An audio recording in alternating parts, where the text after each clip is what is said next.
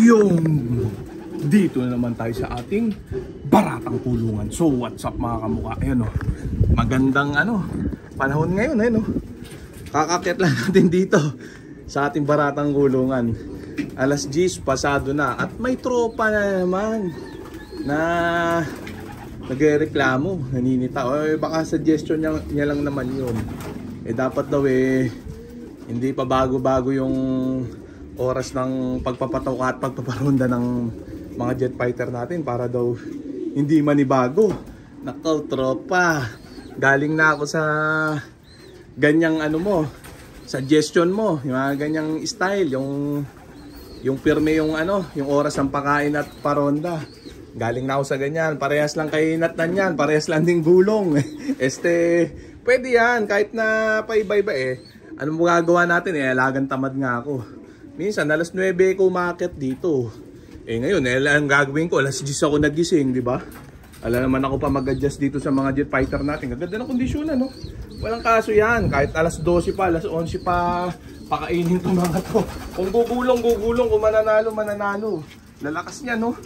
Wala yan sa ganun. Ano ka ba? Ayan, pakain na muna natin, baka mabalik pa. Ayan, pagkadating sa truck, wala rin naman sa oras yung kain ng mga yan. Iba rin ang oras ang kain sa truck. Ayan, maganda nga yan, masanay sila.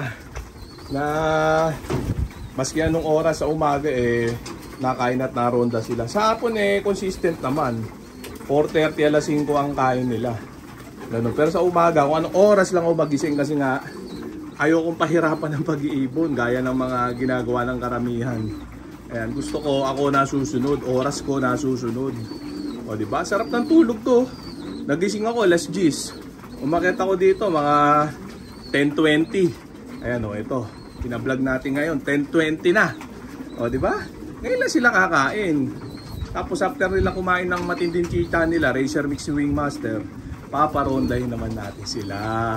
Ganyan lang, di ba? Simple-simple, gaganda ng eba ko. Gaganda ng kondisyonan ng mga jet fighter natin. Sasabihin mo bang mali ang diskarte natin?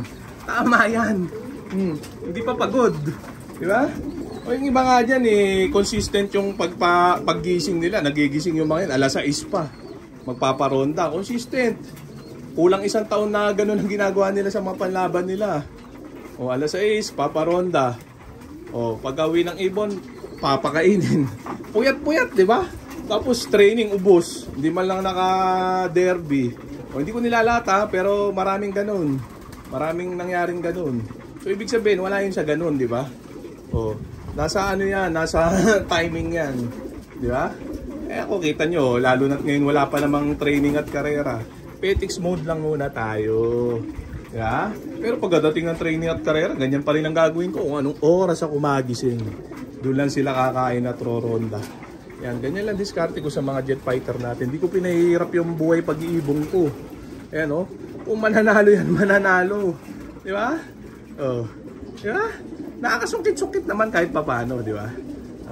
Antayin mo, baka may lumusot dito, bigay ko sa'yo.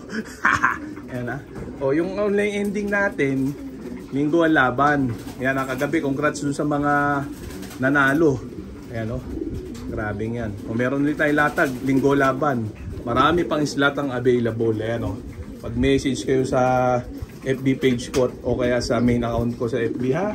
Ayan tapos na nilang kainin yung matinding chicha nila. Ilalagay na natin sila dito sa fly pen para parondahin. Good luck sa mga may karera ngayon. Ang ganda ng weather. Kahapon nagkasolohan sa ibang club yung mga nag-release ng Smash. Yun, ang daming may mga big winner kahapon. Ngayon tila bonus round ang karera. Ganda ng weather. Ayan, timing. Check natin. Good luck sa mga may karera ngayon. Sana umuwi lahat ng ibon nyo. Sana manalo kayong lahat. Wala sana matalo sa inyo. Para pagpalain kayong lahat. Samantala itong jet fighter natin. Lagyan natin din Ayan, paulit-ulit lang na sistema. Ganyan lang Walang kaso yun tropa ha. Yung kung anong oras aakyat dito, kung oras magigising. Ayan, basta ako na susunod sa oras dito, hindi ibon. Ako, may naiiwan pang isa dun Ayan hirap ng walang cameraman. Ayan, balikan natin itong isa. Matigas ang utin. Yan, talongges. Yan, diyan ka. Naku, susunod pa yung iba. Yan. Alagang pagod na yan, pagka ganyan. Dapat panindigan natin yung ano. Alagang tamod, alagang tamad. Ito na yung mga jet fighter natin, naka-ronda position na sila. Kaya hindi na natin patatagalin pa. Kaya paro rondahin na muna natin itong mga jet fighter natin, mga tropa. Baka parondahin pa ng iba na sila. Gigil na sila. Yan. Nagkumahos, ang init, paso mga betlog. Yan o, ang hangin, mainit na mahangin. Wala sana maserga. Ngayon sila. O, check natin. Ganda ng weather oh. O, jackpot yung mga may karera ngayon. Yan, ibon yun yan. Bonus round dyan, ganda ng weather eh. O, pag di pa kayo nakapagpa-uwi nyan, ewan ko na lang. Ayan, patuldukin natin. O, ganda ng lipad. O, diba? O, ayan ha. Ayos.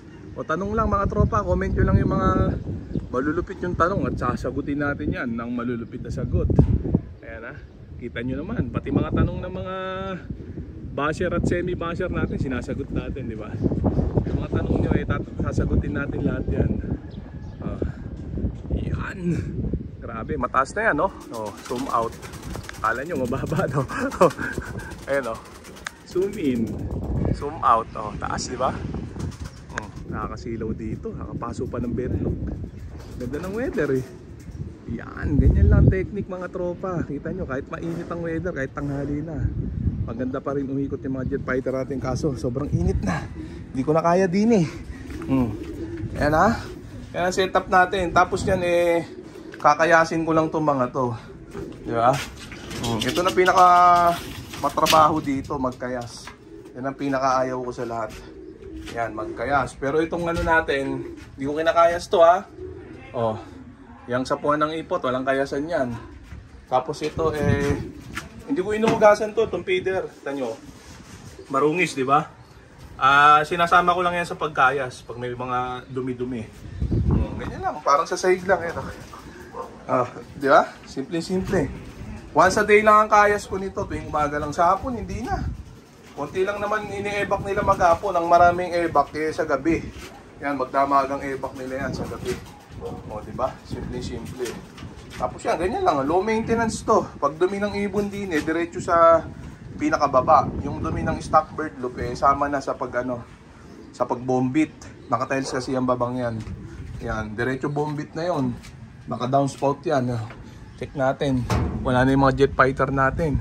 So, okay na muna siguro yan mga tropa. So, dito ko na muna tatapusin tong video na to.